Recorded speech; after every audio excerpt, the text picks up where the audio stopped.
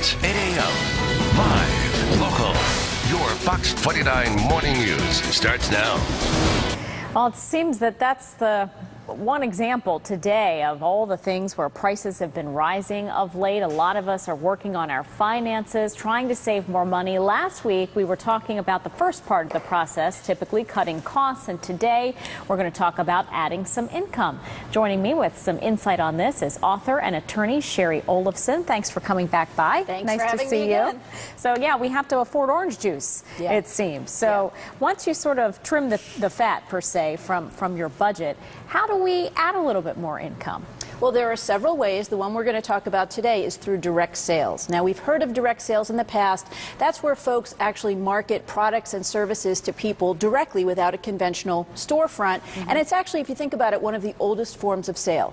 Now, it's not for everyone, but if you're having trouble making ends meet, it's definitely something worth exploring. Give me an example, like would the classic Avon those are the traditional. be, those are the traditional models, and we oftentimes think of cultish type environments where people are very aggressive about selling. But the businesses have actually grown by over 80% in the past decade. It's now a $17 billion business worldwide, over $28 billion just in this country, 60 million people selling, and over 15 million people just in this country. There are now 70 different industries that you can choose from with products and services to find one that fits you.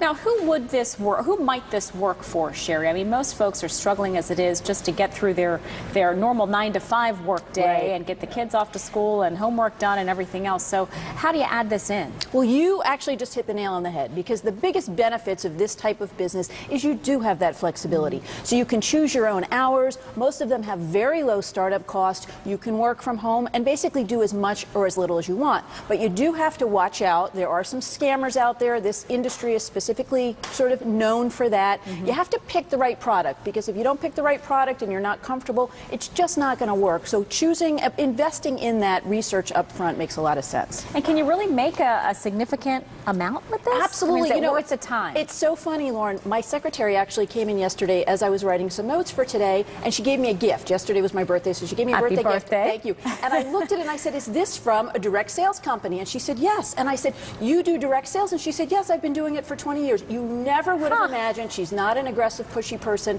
but she tells me that she made her first check was $6 20 years ago. She has never missed a check a month since then, and sometimes she gets checks as high as $4,000. No so kidding. It's huge. In 1 month? In a month. Wow. And trips and all kinds of things. But you do need to do your research. You need to look at the company, be aware of scammers. Do your homework. Yeah. All right. Good to know. Shari, thanks so much. I'm intrigued. Now back to the news desk. Makes 4 of us. Wow. Happy birthday, Shari. Yeah, Shari, happy birthday. Okay, let's go back to